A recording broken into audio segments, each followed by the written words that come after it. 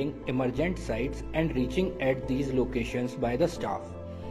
In monsoon season, situations becomes even more difficult, causing unwanted detention of the trains. To overcome all these difficulties, need of a faster transportation arrives, and then Mr. Pankaj Soin, Senior DN West Ajmer, came up with an innovative idea of rail bicycle. For manufacturing of this rail bicycle, we used old wheels released from the unserviceable rail cars, an old cycle and two lightweight iron pipes. One wheel was connected to the front part of the cycle and another one was used for balancing purpose.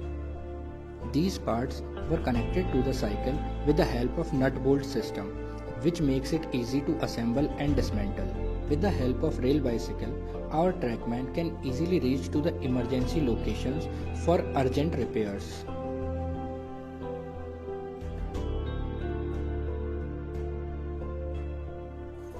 In monsoon seasons, just after a heavy rain, bridge approach locations and vulnerable locations can easily be inspected by the staff in a short time span ahead of any passenger train.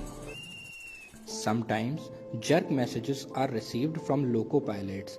With the rail bicycle, our trackman can reach to that site for ensuring safety.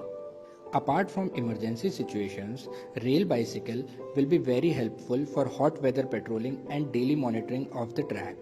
Due to spread of the COVID-19, some of the sections in Indian Railways are fully closed for the traffic.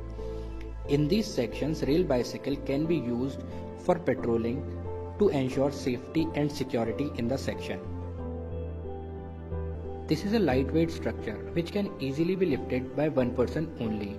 The total weight of this assembly is only 20 kgs. It can easily be assembled and dismantled by one person. Average speed of this bicycle is 10 kmph and it can reach up to 15 kmph. It can carry two persons maintaining the same speed. This rail bicycle can easily be manufactured in a PWI's workshop at very economical rates. The total cost of the rail bicycle is only Rs 5,000, including the cost of old cycle. Further, with some modifications, this structure can be used over different sections of Indian Railways, and this can be considered as a one step ahead from the conventional practices. At last, we would like to thank Mr. Pankaj Soin, Senior DN West Ajmer, for his guidance throughout the whole project.